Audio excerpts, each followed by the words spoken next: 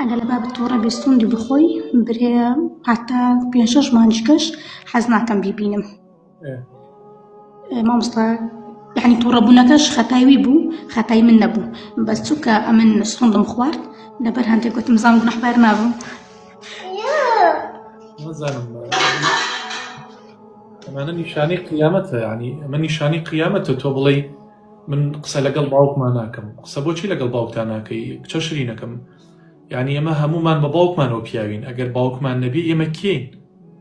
تۆ لە هەر شوێنێکە ناوت بخوێنرێتەوە ناوی باوک دەهێنن. ئەو ناسنامەی کە لە گیرفانتایە بۆ هەر شوێنێکە ڕۆیت، بۆ هەر وڵاتێکە ڕۆی ناوی باوکتی پێوەیە. باوک شەرەفە، لە پەنای هەر کەسێکا بێت ئەو کەسە ئەکا بە پیا و کەسە ئەکا بە مرۆڤ. باوک ئەگەر سزاشێت بات، ئەگەر لێشت تووڕە بێت ئیلا لە قانجازی تۆیەتی.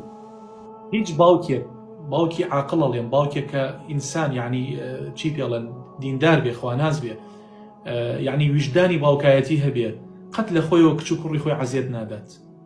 باوک دکتۆرێکە، کاتێ دکتۆر ئەزیەتی نەخۆشەکەی خۆی ئەدا لەبەر ئەوەیەتی شیفا وەرگێ، لەبەر ئەوەیەتی چاکەوە بێت. باوکیش کاتێ قسەیەکی کاڵت پێڵێ، کاتێ قسەیەکی ناخۆشت پێڵێ یا جەسەدیەن عەزیەتت ئەدا بۆ ئەوەیەتی چاک بیت. ئەگینا هیچ باوکێک لە خۆیەوە لە مناڵەکەی نادا، قسە بە مناڵەکەی ناڵێ. هیچ کەسێک هێندەی باوک حەز ناکا مناڵەکەی لە خۆی باشتر بێت. هەموو ئینسانی حەز ئەکات خۆی لە خەڵک باشتر بێت، بەس باوک حەز ئەکا مناڵەکەی لە خۆی باشتر بێت. حەز ئەکات کوڕەکەی لە خۆی پیاوتر بێت لە ناو خەڵکە. بۆیە تاوانت ئەگاتیە قسە لەگەڵ باوک تا دابڕیت و قسەی لەگەڵانەکەی.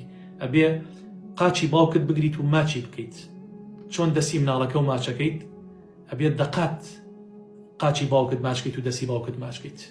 هەمومان بە باوکمانەوە پیاوین. ئێمە کێین؟ باوکمان نەبێت نازانم، ینی بەڕاستی ڕۆژەی باوک لە ژیانتان نامێنێت ئیتر و هەست دەکەم ئینسان هێز و قوتی خۆی لەدەست دەدات. خی گەورە بمان پارێزی و باوکشمان بۆ بێڵێ یا ڕەبی.